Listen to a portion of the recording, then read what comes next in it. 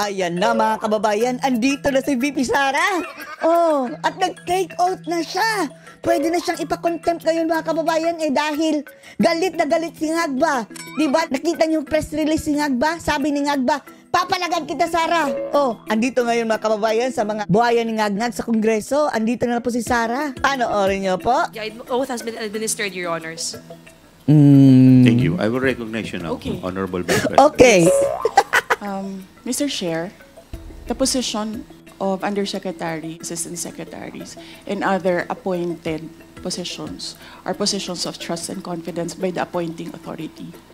The resignation letters of the USEX and the ASEX of DepEd were accepted by the appointing authority. And who is that? Mr. Chair? The President of the Republic of the Philippines. Yes. Si Ngagngag. It is not the Ngag. Secretary of the Department of Education.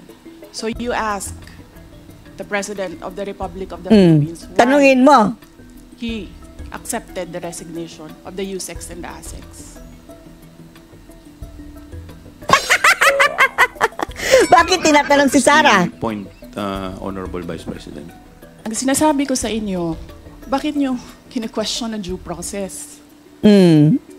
Tanungin nyo ang appointing authority, bakit niya tinanggap Go! ang resignation letter? Ay, naka. Walang Vice masagot ang President, mga buhaya.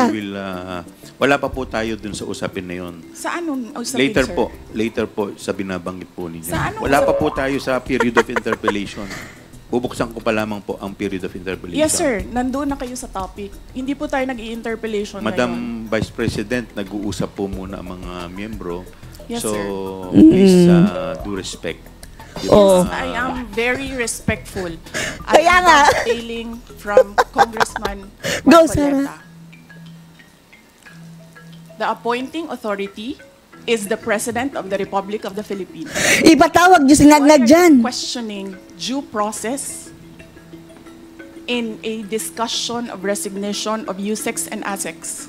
Wala pa pong nagtatanong about that, Madam Vice Nag-discuss sa President. kanina. Sir, kinontempt nyo Madam- na, sir, dinetain nyo na yung tao. Oh. Due process. Madam Vice President, Sir, nasa loob ng detention ang tao because you questioned due process. Asaan ang explanation ng due process ninyo doon? Nasaan? Madam Vice Tinanong President, kita kanina. Ah. I'm sorry, sir. Tinanong kita kanina. Patapusin sino ang mo. appointing authority? USEC ng ASEC. Anong sagot mo? Secretary. Hindi mo pa po- alam. Hindi pa po ako nagsumasagot. Hindi mo. Nakita kita, sumagot. Duruin mo, Sara. Kita sumagot. Sinabi mo, Mr. Secretary. Chairman, motion to suspend. Speak ka, Chachawa! O, tugaresyo pa to, ano? Ay, President.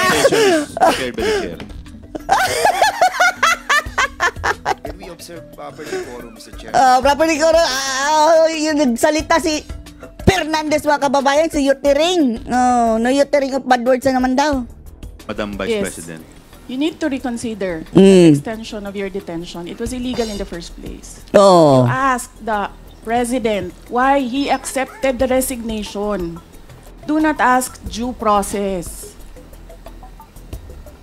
Mr. Chairman. Mr. Chair. Yes. Mr. Chawa, doon na si Karaps.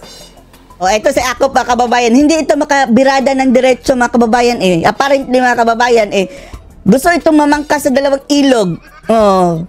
Mga duwag, mga kababayan, ganitong klaseng tao. Madam Vice President, if you have any question insofar as the actions of this committee are concerned, I think the proper remedy is for you to go to the court.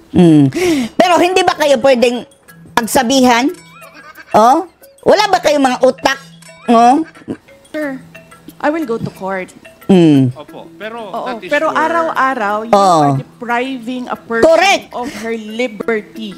Alam naman natin ang tagal dyan sa Korte Suprema. Makakalabas na lang yan. While I await That is precisely the point, ma'am. the Oh, precisely the point. Telling your chief Ah. of staff is against the law. Against the law. Sino ka para magsabing against the law? I think the proper remedy, and I think you're a lawyer, Yes, sir. the proper remedy is to go to the court. Sir, Do you really Oh. want to show the Filipino people kung anong kaalaman ninyo sa batas? Ah. Ang sabi ko lang po ay sundin mo Wala kang alam. Kayo, Sundin ang batas. Dito po kayo dito sa bahay ng Kongreso. Yes, sir. Mga buhaya, walang batas dito. Why will you penalize, punish Yusek Lopez for an act of the president? Madam Vice President, that is the decision of the committee as a whole. As a whole, ang mga buhaya sa mga bulok kayo. Yes, sir. Kung meron pong Okay. remedy, alam naman po ninyo bilang abogado, tama po yung sinasabi ni Congressman Acop, pwede po tayong mag-file ng relief sa court. Okay, sige, sir. Oh, Tinutulungan dahil, kasabot din, baka sasabihin din sa korte, bago nyo i-rule iyan, mamaya na, i-set aside nyo muna iyan. Ang ruling na yan, magiging moot ang academic. kayo, sir. Kasi napapahiya ang Pilipinas. Ganito pa ang House of Representatives. Tinutulungan ko lang kayo. Maraming salamat. I'm just Madam Vice helping you. With all due respect, Yes, Mr. Chair, Congressman Ang panot. that we Deputy strike Speaker. Ang panot. Ipa-strike out daw mga kababayan. Ang sinabi ni Sarah. representatives. I don't think that is warranted. Ang panot. Warranted yun. Dapat yun na on the record. Sige, kahit i-delete mo iyan. Is there any objection? Hearing none. Pero dito mga kababayan, hindi na yan madidelete. Dan Remind all the Fernandez. resource persons to address the chairman. Ayan na naman. Respeto sa Oo. committee na to. Walang uterine o bad words na naman daw. Salamat po, Mr. Chair. Thank you. Eto mga kababayan, sumagot si Castro. Why is it that the Vice President is batting? Yes, The ma'am. point of order. Oh, Mr. Wala ayan. ganon. Proper. Dito, ma'am. Pero dapat Walang pakinggan 1 minute point of recess declared by order. the Well, Special. point of order. Sayang! Uy! Huwag niyo patayin ang microphone. Naunga sa to. Ayan na si Sarah, mga kababayan, sumugod na! Sumugod na! Pagalitan mo sila. Pagalitan mo sila. Si Karapso lang nagawa, mga kababayan, doon sa malayo. Sige, go Sarah. Ay, bakit niyo pinutol, mga ungas? Ayan, palapit na si Paduano. Si Sarah, Pinagalitan, mga kababayan. Isa, ito, entrador, mga kababayan, sa PDP Laban. Yung sip-sip kay dating Pangulong Duterte. Si Dong. Ayan, sige. Sige. Nagkagulo ng mga buhaya. So, anong gagawin nito? Before I proceed, I would like to ask the COA. Sige. Wala na, mga kababayan. Hindi na nila tinanong si Sarah. Dinivert ang usapan. Agree that Sa COA na lang nagtanong. bank checks, each Inimbitan niyo si Sarah dyan tapos hindi niyo pa pagsasalitain. Mga ungas. 37.5 million were issued Wala na, mga kababayan, to Mr. Edward Farda as pay. Ang COA. Attorney Camora, you are recognized. Hindi na si Sarah, mga kababayan. And Mio. did Mr. Edward Farda Akala ba namin magko-condemn kayo? Mga walang bayad. to the correctness of the liquidation And then, mga kababayan, wala na. of the debt and confidential Parang in-scratch sila si Sarah. issued the corresponding certification.